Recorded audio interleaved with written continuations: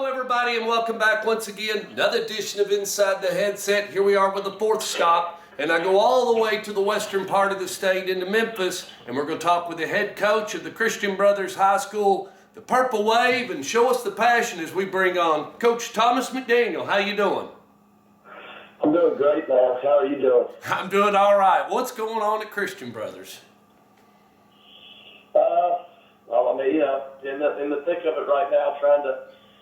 Is it as hot there as it is here? Is the heat been a big issue? Hot button topic, I guess I should say. Well, I don't know. I mean, Tom hadn't written on it yet.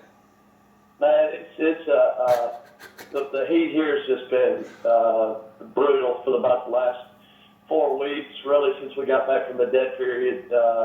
Obviously, the humidity down here is pretty severe at times, and you know, we've had to kind of restructure our schedule. A lot of things been getting done in the morning, but you know how it is, busy time of year, a lot trying to cram in before, you know, that first game, and it just seems like it seems like every year the kickoff gets to us closer and closer, but between the heat regulations and heat acclimation periods and the safety of the kids and early kickoffs, man, it seems like we're getting pulled in a lot of different directions, and you don't really feel like we've got quite enough time to get prepared. But, you know, we're doing the best we can, and, you know, feel really good about where we're headed going into the season. Well, now that you mention it, I think they said on the news the other night it's like the 50th or 60th day in the row that we've been above 90, but it's not always just the heat. It's like you said, it's the humidity, and Memphis is one of the hottest places in the world, I think. Man, and I'll tell you too, I think the turf, we practice on turf every day. Yeah. I think that kind of adds to I mean, I really do think it's harder on the turf, and then also just the way our stadium sits, we sit off the main intersection or a main road, Walnut Grove, and it kind of sits down in a hole. I know exactly where it is. Yeah, so I don't know that I'd call it a bowl per se, but it's definitely down, and we don't get a lot of breeze. So, I mean, it's pretty common, to be honest with you, the last 3 or 4 weeks. If you're practicing at 4 o'clock, it's pretty common to heat index to get about 110, 112. So, our second week of 7-on-7, we had to cancel both of those because of the heat index. As a matter of fact, towards yesterday, we got run off the field at 4:30 because of the heat index. One of the things that I really took for granted at Oakland was the indoor facility and just how easy it was to go over there when you needed to. But so, you know, we ended up in the gym yesterday afternoon, and we're in registration and fixing to start school, and so we practiced at 6 a.m. Now, I mean, we were working out and practicing most of the summer at 6:30, but you know, I do think that's one of the unique advantages that we do have. As much as it may sound miserable, you know, we couldn't get full practice yesterday, and I called the team up and said, hey, we're going at 6 a.m., don't be late, and, you know, we were able to get a full practice this morning at 6 o'clock. So it's pretty awesome to practice in the summer and have to turn the lights on in the morning. But our kids are there. We had a good practice today and a good mindset, and so I think it says something about the guys that we're working with. What's your numbers look like, Coach? We're not where we normally would be. We're in the 85-90 range, which is what we typically, or what we had last year anyway. You know, we're about 55 freshmen and about 90 varsity. So, you know, we usually are going to be in the 150 total from 9 through 12. You know, senior class isn't very big, only 18 kids in the senior group. Junior class is very talented. Sophomore class is very talented. So I'm interested to see how we stack up when it's all said and done. I got a lot of I guess anxious energy about the season, and a lot of that is because, to be quite honest, I don't know how good we are. I mean, I think we could be really talented, really athletic, but we're very young. I mean, we're only going to play one senior on defense and probably 3 on offense. So, you know, you could say, I guess, our best days are still ahead of us, but, I mean, our best days need to be right now. So we've got a lot of young guys that have got to step up and play well early, and but, yeah, our numbers are pretty good. where do you attribute, just as far as your youngness, did you just not have that many juniors ready to roll? Well, our youth, like I said, our youth probably, rough numbers, I'm going to say we probably had six or seven players on each side of the ball that were seniors last year. Okay. And, just changing the culture of the program and trying to get the right people on the field, it takes you some time to really work through that. So, case in point, I was watching our Jamboree from last year. The guys that play early in the year sometimes are totally different players. Late in the year, you would hope or you made, changes at personnel that you didn't expect to make early on because a kid didn't perform well or somebody that you weren't counting on just seems to rise above, everybody. So, we have two defensive tackles that are kind of a mainstay for us, one linebacker and two safeties. Everybody else on defense is kind of newcomers. And really, to be honest with you, our quarterback, one wide receiver, and really one offensive lineman is all we had coming back. So, we're really a lot further along on offense than I thought we would be. But a lot of it has to do because we have some young guys that developed last year from being on the scout teams. And then I guess I attribute it to also our off-season program and the waiver and things of that nature. So how's the facility coming along? Facility's going to be amazing. We're about looks like right now 2.5, 3 weeks out. I think the actual VIP opening for the building will be September the 9th. I think it was really cool to watch the thing progress through the spring and summer. But after we got back from the dead period, it's really taken a life of its own. You really can see just how amazing the facility itself is going to be. The Brothers Development Center is a 2-story building. I want to say it's about 50,000 square foot. I don't know how big it is stored. It's huge. But it brand new weight room,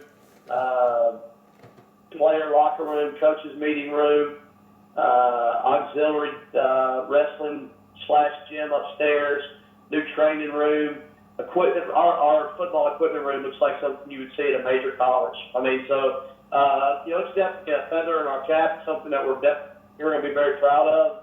Our kids are excited, eager. They just got through with the locker room. Our locker room looks amazing. 95 wooden lockers that are modeled after something you would see at the University of Memphis or Arkansas. So it's definitely going to be a showpiece for us. And I've been really proud of our kids, the way they've handled it, because they're sitting there staring at it every day. And, I'm sure they're very anxious, but we've been able to keep focused on what we need to do. And there hasn't been a lot of questions asked about the building because I guess at the end of the day, we're going to move in during the season.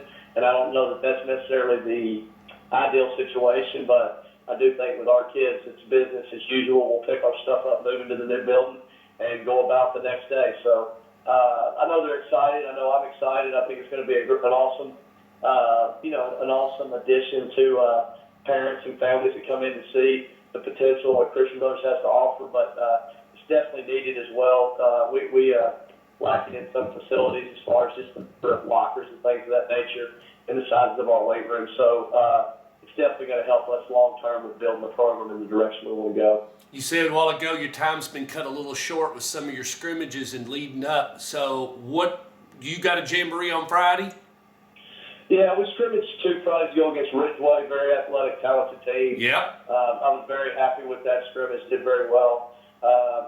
Scrimmage the following Monday, actually, due to some schedule conflicts in a Memphis City School, Memphis Overton, that's young. It was not a great challenge for us, but it was good to get a lot of young guys. Scrimmage St. George, defended Division II 1A champion from last year, and did very well against them. And we played Lake Cormorant at Mississippi. I know where Lake Cormorant is. That isn't too far from where y'all are. So y'all just went right down to Tunica. That's right, and they actually come to us for a Jamboree Friday night. They're very talented, very athletic, got good size up front, so that'll be a great challenge, and that leads us into our first game against White Station. So, like I said, Friday night will be a good opportunity to see with the headphones on, no coaches on the field, everybody out of the way. I think kicking game is still up in the air because nobody in our area wants to do it. Scrimmages, which is kind of frustrating, so you can't really get a live look at it. Offensively, we're probably much further along than we were at this time last year. We lost, our tailback, who was a Mr. Football finalist in Austin Lee. Yep. And we, we're not going to be able to replace him. And we lost a tight end that's going to Columbia, and Ben Hill, who was a Mr. Football semifinalist. So we lost two extremely talented offensive players. But that being said, as a whole, I think we're better offensively right now than we were even at the end of last year. Again, we have four new guys on the offensive line. One of them is a transfer from Knoxville. 6'6", about 275. He's a great addition to us. I'd say He's so. Be a junior. Yeah, he's going to be a junior. A kid that was ineligible last year because he transferred. Guard that's about 6'4", 285. Is going to be a junior. The only senior we had on the offensive line from last year has completely transformed. He's about 6'4", 285. So we look like a D2 school up front. We did not last year, in my opinion, even though we played very hard and we're very scrappy. This year we looked the part. So offensive line, we're a lot better for sure than we were at this time last year, just because everybody understands the scheme and we're bigger and stronger and more mature, not because of the players as much, but we just got bigger size and they know what they're doing. And, it'd be kind of a running back by committee replacing Austin Lee. But our quarterback who broke his leg against NBA semifinals, Keegan Voss, he kind of makes it go for us. And we evolved over the course of the year. Last year, as we figured out our identity, we're still an high football team with a comeback-oriented scheme, but we really evolved into more option game as the season went on because of Keegan. And again, him coming off a broken leg in the semifinal game, I was really hesitant to see how he was going to be. They would come back second half of baseball season and help our baseball team win a second state championship in a row. But he's been outstanding. I mean, throwing the ball well, running unbelievable, very good leadership. So our quarterback plays really high. And then we got some young receivers that we're excited about that seem to be doing a good job making plays on the perimeter. So nobody's really slowed us down on offense, so that's a good thing. Defensively, we're going to be big up front. Again, bigger and stronger up front than we were last year, which I was surprised to say, but we're going to be big and long at defensive end, and our defensive tackles are both juniors that are 2-year starters. So we've got experience inside. The two ends will be sophomores, but they're both big kids, 6'3" and 6'6". So our length should be good for us, but we just got to kind of let them grow as the season goes. And then we played a lot of kids in the secondary last year, and the two young kids that are playing safety for me, they're going to be juniors, got to play a ton last year. So they've got, even though they weren't starters a lot of the season, they got a ton of experience, and they're both really good players. So we returned one starting linebacker as well. So I feel good about our defense. We've still got to learn how to play with the type of effort that I expect. And, I lost my defensive coordinator in June. I don't think I've talked to you about this. No. I lost my defensive coordinator in June. He took the head coaching job at Harding Academy in Memphis late, right before the dead period. It was a great opportunity for him, guy Johnny Allen. And promoted somebody within, a guy named Del Dunlap, who's kind of been my right-hand man since I've been at CDHS. So he earned the right to get the opportunity. He's doing a good job coordinating our defense, but we're probably not playing at the level defensively that I expect, and we still got a little ways to go to get there. But that's why you strap it on. You don't know, you don't have all the answers. I think we'll learn some things Friday, and then obviously when we play White Station next week, we better be ready to roll because they're very talented. And if we're not ready, it's going to be a tough one to win. So you're telling me you was talking about that little edge. Is that what you're talking about? Getting your kids that they still hadn't learned. They still hadn't learned how. We probably got it more on offense than we do defense. As far as just we finally got some offensive linemen learning how to finish people and stay on block, be a little bit of a nasty guy. Yeah. Defensively, I see spurts, signs, but as a whole, not enough.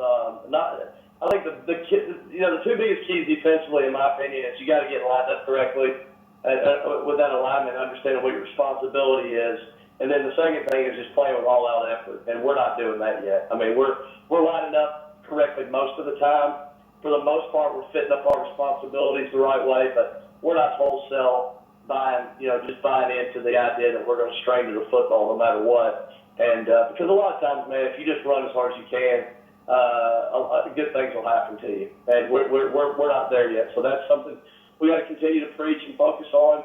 And honestly, like I said earlier, we're probably playing about 17 guys on defense, and we don't really know what our combination is yet. We have 5 linebackers we're playing. We're playing 3 or 4 defensive ends.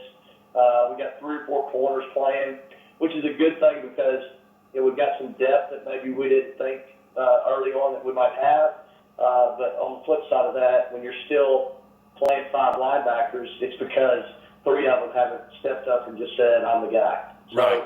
That could be a double-edged sword. Well, and everybody's got to understand, linebacker has to be in on every play. He's got to hit every time. Yep. And it's hard to explain that. Well, I guess I'll talk to you next week. It sounds like you're happy. Sounds like everything's going your way. The only time I talk to you is when you're blowing through Nashville. Going on. It's going really well. We had a good summer with my girls, and it's busy all the time. But I'm in a good place. We got great kids. I'm excited about the season. We got some really tough games early on, man, which we'll talk to you about later. But our first and second game are not great for us as far as just growing things. I mean, we got young kids that got to play early, and that may not be good. But I like the attitude of our team, and I'm excited about the future of our program. Coach, we're going to try to get over and see you, but this year I'd like to get over and catch a game and see you. So we're going to try. I got 3 spare bedrooms that don't get used. So you and Judy just come on, and I can't put you up in one of those fancy hotels like I see you staying in New Orleans all the time, but I can definitely get you a pillow and somewhere to lay your head down. I tell you what, and we would probably have a refreshment or a beverage and at least get caught up on old times. You're a world traveler, man. Keeping up with you on Facebook's hard to do. I tell you what, I enjoy it. I'm a lucky man, but somebody's got to do it. I hear you, buddy. Good to talk to you. Hey, you're the best, and I'll talk to you next Wednesday night. We'll set up and talk to you then. Thanks, Coach. Absolutely. See you, man. All right, bye.